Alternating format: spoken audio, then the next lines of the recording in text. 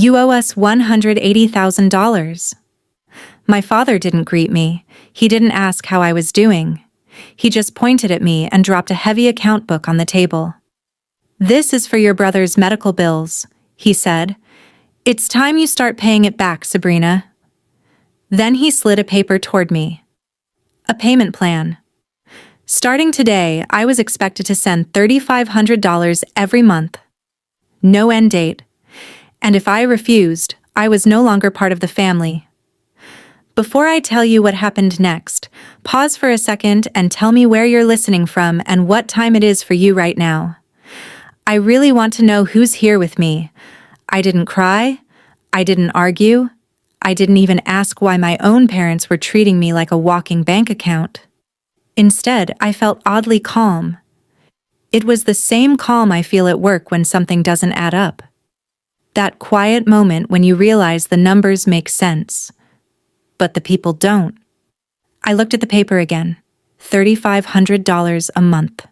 Forever. You're right, I said. The room instantly changed. My mother froze.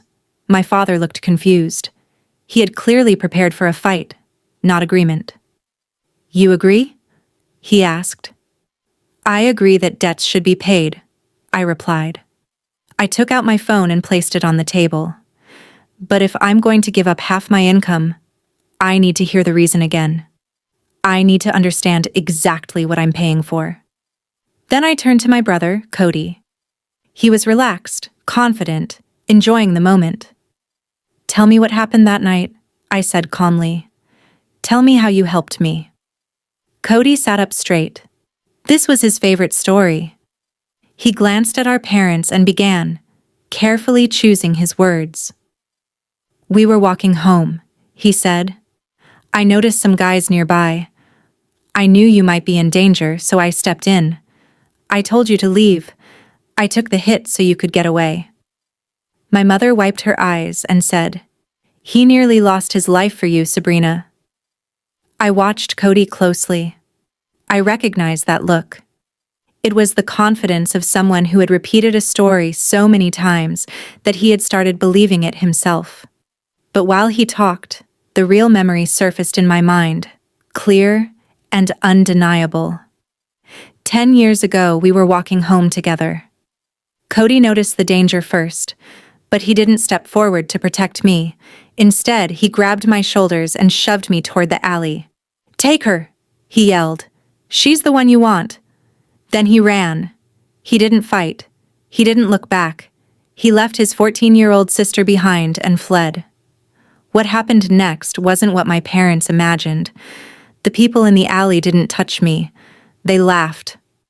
One of them shook his head and said, My brother wasn't worth it. They went after Cody instead. Not because he was brave, but because he ran. They caught up to him later, and that's how he got hurt.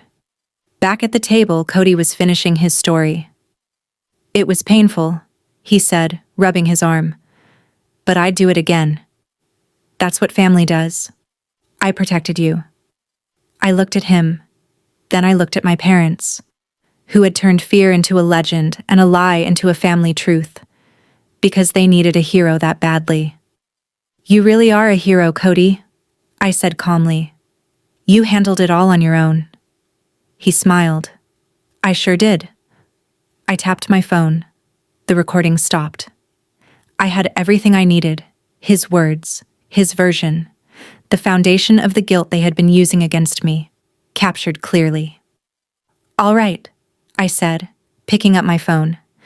Now that we're clear about this so-called debt, let's talk about how it's actually going to be handled. They thought they had cornered me. They believed that lunch was planned to catch me off guard, when I'd be relaxed, emotional, and unprepared. They saw the quiet daughter, the dependable one, the easy target. What they forgot was what I do for a living. I don't just work with numbers. I'm a senior fraud analyst at a forensic auditing firm. My job is to find what people try to hide, fake accounts, hidden assets, and financial trails they assume no one will follow. And I already knew about this meeting. 3 weeks earlier, my phone buzzed at 2 in the morning, An automated credit alert. A high-risk loan application. $60,000. In my name. I didn't panic. I didn't confront anyone. I opened my laptop. Tracking it down was simple. The application had been routed through a private network, but the same device had accessed personal email accounts just minutes earlier. The digital trail led to one address: my parents' house. As I kept digging, I realized it wasn't just one attempt. There were multiple credit cards, personal loans, even an effort to reach my long-term savings. This wasn't a mistake. They weren't struggling. They were trying to drain my future to cover Cody's past. Most people would have acted immediately. But in my line of work, you don't move when you see the warning signs. You wait until everything is clear and undeniable, until the truth speaks for itself. To prove intent, you have to let people think they've succeeded. That's when they relax. That's when they make mistakes. So I waited. I let their calls go unanswered. I let them plan the lunch. I let them cook, set the table, and practice their speeches about family duty and responsibility. Across from me, my mother watched closely. She believed her emotions had worked. She thought she was guiding her daughter into compliance. She didn't realize she was sitting across from someone who had already documented everything. "So," my father said, pulling me back to the moment, his voice firm and confident. "We've prepared the paperwork. It's just a formality. A power of attorney, so we can manage the payments directly. It's easier that way." He reached under the table and placed a thick envelope in front of me. I stared at it. I knew exactly what it contained.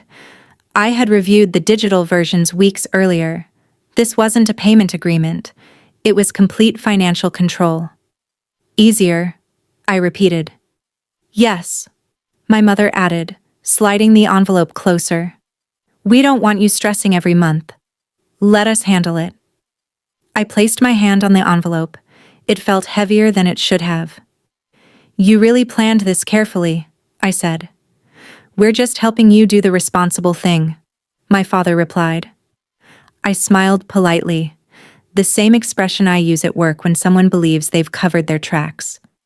"I can't sign this," I said calmly. His expression shifted instantly. "What did you say?"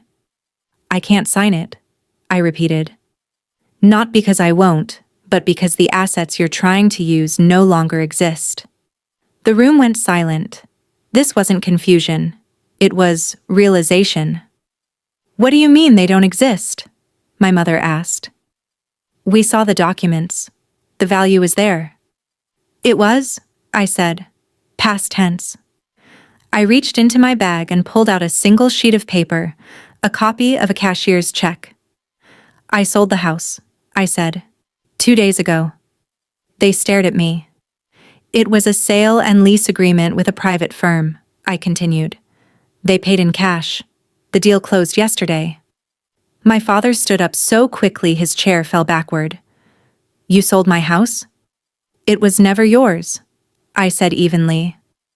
"The deed was in my name. The loan was in my name."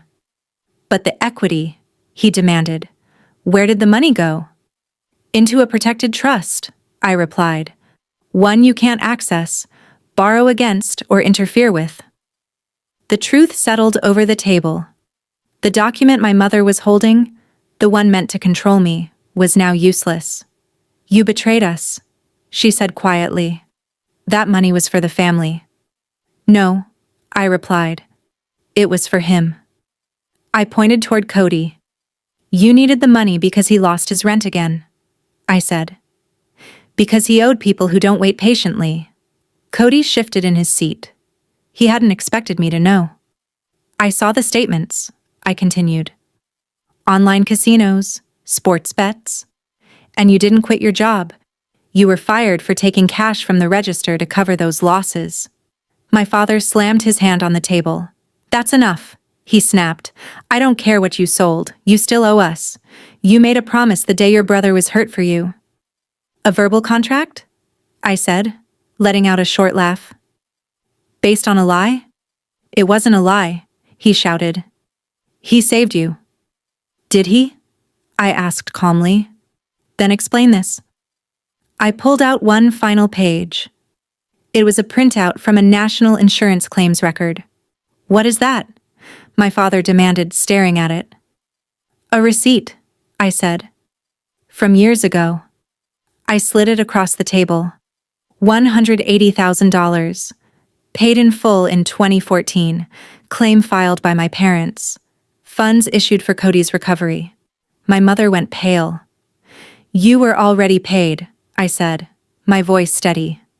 Every treatment, every bill, all of it was covered. That money was meant to close the case. It was compensation, my mother cried. Exactly, I replied, which means the obligation ended there. Then I looked directly at Cody. But instead of closing the book, you spent the money and kept charging me. Cody looked down. He wasn't confident anymore. That's called charging twice for the same thing, I said. And legally, that's a serious problem. You can't prove how it was spent, my father said, his voice suddenly uncertain. I don't need to guess, I replied. The bank records show it. The money went to gambling debts. A boat you couldn't afford. None of it went to anything that wasn't already reimbursed. My father reached for the paper. I pulled it back. Relax, I said. That's only a copy. The original is already documented. My mother started crying. You're tearing this family apart, she said. No, I answered. I'm ending a system that only worked because no one questioned it. My father threatened legal action. That's your choice, I said, standing up. Just remember, once this goes official, the records speak for themselves, and institutions care about facts, not stories. I looked at them one last time. The silence told me everything I needed to know. I'm done, I said. This ends here. Then I turned and walked out. I reached for the door handle. My hand didn't shake. I was seconds away from stepping outside and finally leaving behind 10 years of control and fear. But there was one thing I had underestimated. People like that don't accept losing control quietly. Suddenly, the door slammed shut beside me. My father moved in front of it, blocking my way, his breathing heavy and uneven. You're not leaving, he said sharply. Not with that phone. Behind me, my mother gasped, but he ignored her. His attention stayed locked on me.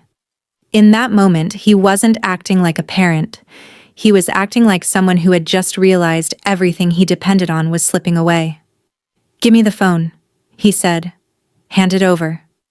I didn't step back. I didn't raise my voice.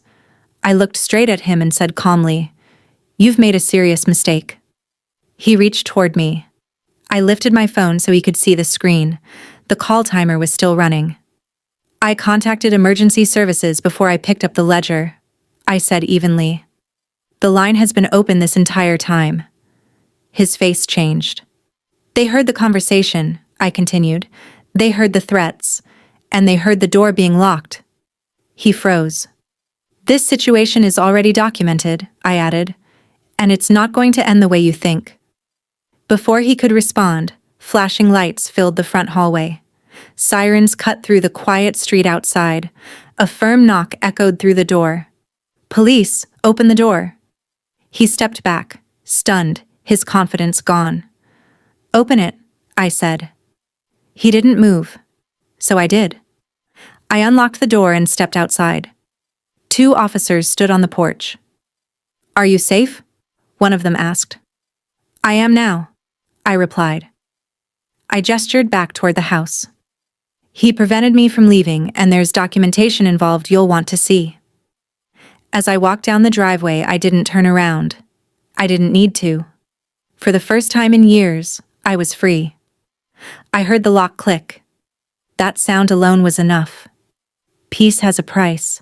Sometimes it costs you your past. Sometimes it costs you the idea of having a family you thought was real. But as I sat on my balcony, looking out over the Seattle skyline, holding a cup of coffee that didn't come with tension attached. I knew something important had finally ended. The work was done. My phone buzzed once. A notification. State of Colorado versus Gary and Susan Reynolds. Judgment enforced. I opened the file. It was a summary of the recovery process. The compensation fund doesn't bargain. Assets had been reclaimed. Income had been redirected. And because the money had been spent long ago, the court had ordered a full financial liquidation to recover the rest. They lost the boat. They lost the vehicles.